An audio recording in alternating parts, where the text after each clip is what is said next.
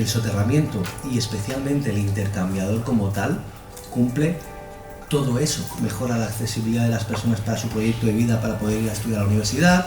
Ese intercambiador és realment la mejora de la competitivitat de cercanías. La mobilitat per tothom és un pilar fonamental pel desenvolupament econòmic de qualsevol territori.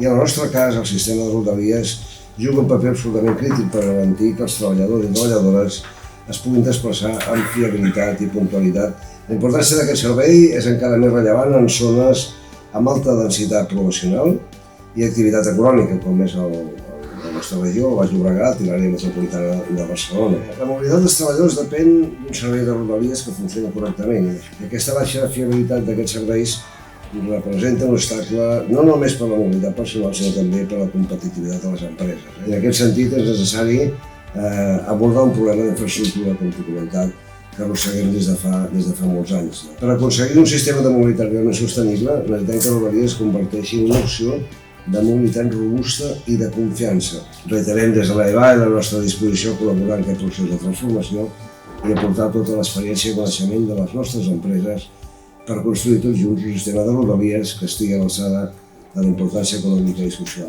de la nostra regió. Avui, Espanya té 3.874 quilòmetres de línies d'alta velocitat, després de Xina, el país que en té més del món. Quin ha estat el resultat d'això? Una profundíssima descapitalització del servei, de la infraestructura del servei ferroviari.